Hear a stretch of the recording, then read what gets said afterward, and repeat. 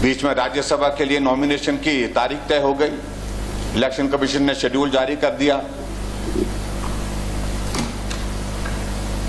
और हम हिमाचल से बाहर थे। कहा कि नॉमिनेशन के लिए सबको पहुंचना है और हम रात को शिमला पहुंचे, देर रात, और सरकार उस वक्त कांग्रेस पार्टी की बनी थी। उस वक्त वीरभद्र सिंह जी मुख्यमंत्री बने थे, कशमकश चल रही थी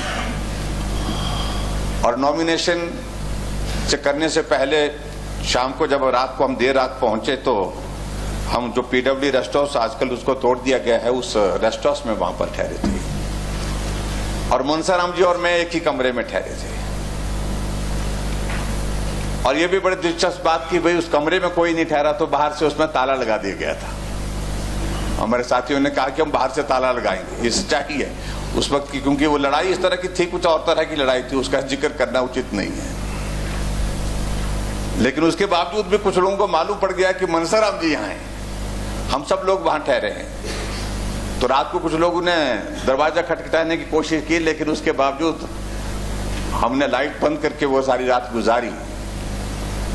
और सुबह एक और घटना हो गई कि जो गीजर ऑन किया हुआ था उसकी जो पाइप, वो प्लास्टिक की पाइप थी शायद, वो ज्यादा हीट के कारण वो फट गई और बहुत जोर से आवाज आ गई।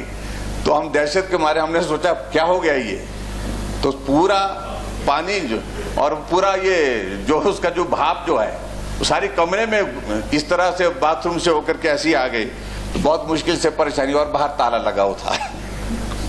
तो ऐसा एक अनुभव जीवन का उनके साथ इसलिए मैं जिक्र कर रहा हूं कि जीवन में ऐसी चीजें आती हैं, इनका जिक्र हमेशा याद रहता है। और बाद में फिर हम नॉमिनेशन, अनिल शर्मा जी हमारे कैंडिडेट थे पार्टी की ओर से राज्यसभा के, उस वक्त इनके नॉमिनेशन की प्रक्रिया को पूरा करने के लिए हम यहां पहुंचे।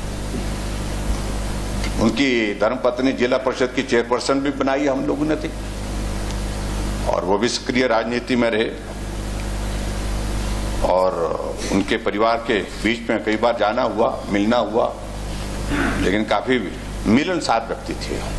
और शायद मुझे लगता कि यही उनकी एक खासियत थी जिसके कारण वो लंबे समय तक उस विधानसभा क्षेत्र का नेतृत्व करते रहे, हिमाचल की राजनीति में रहे। आज वो हमारे बीच में नहीं है। उनके उस योगदान को अपने क्षेत्र के विकास के लिए, प्रदेश की राजनीति में जो उनका योगदान रहा है, तो उसको मैं स्मरण करता हूं।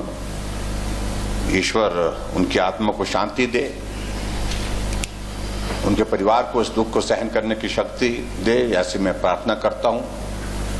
और जो प्रस्ताव जो है ये शोकोद्गार का जहां सामान्य सदन में प्रस्तुत किया गया है, इसमें विपक्ष को भी शामिल किया जाए और हमारी संवेदना भी व्यक्त की जाए परिवार को, यही मैं कहना चाहता हूं। अध्यक्ष महोदय, आपने समय दिया, आपका बहुत धन्यवाद। माननीय संसदीय कार्य मंत्री, हमसे जुड़े रहने के लिए हमारे YouTube चैनल को सब्सक्राइब करें और नई वीडियो की नोटिफिकेशन के लिए बेल आइकॉन को दबाएं।